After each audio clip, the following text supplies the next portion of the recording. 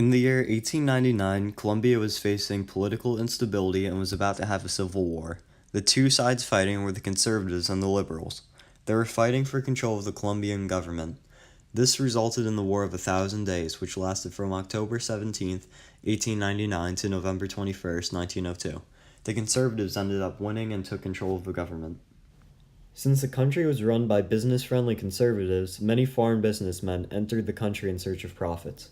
The United Fruit Company, which was based in America, came to the Colombian coast in order to use the natural resources. Farms were set up in order to farm bananas. The businessmen made the local farmers sign contracts that guaranteed United Fruit Company protection and left the farmers with all the risk. The United Fruit Company was very successful for the few years of business, but saw a drop in exports during the Great War. Although Colombia wasn't involved in the war, towards the end of the conflict America joined, which was one of United Fruit Company's largest importers. Many workers were underpaid and treated unfairly by the United Fruit Company. The unfair treatment of the workers led to a worker revolt in 1928 in Magdalena, which was the largest labor revolt in the country's history. The workers only wanted reasonable demands, including increased pay, better hospitals, and 6-day work weeks. The Colombian government sent the army to the strike and opened fire on the workers and their families.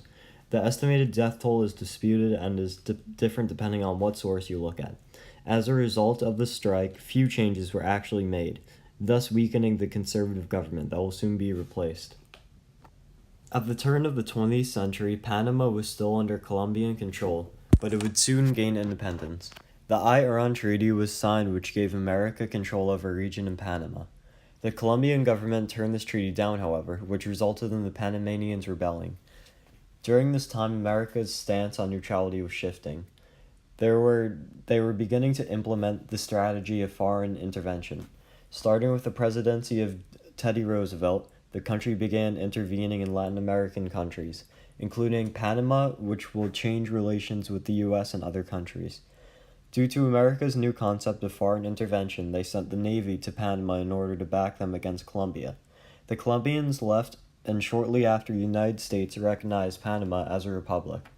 This in turn damages Colombian-U.S. relations along with the Colombian economy. The U.S. was mainly interested in Panama for the canal, which drastically cut the time it took to travel from the Pacific Ocean to the Atlantic Ocean, which was very profitable for trade. If Colombia still owned Panama, they would be able to use the Panama Canal much more frequently.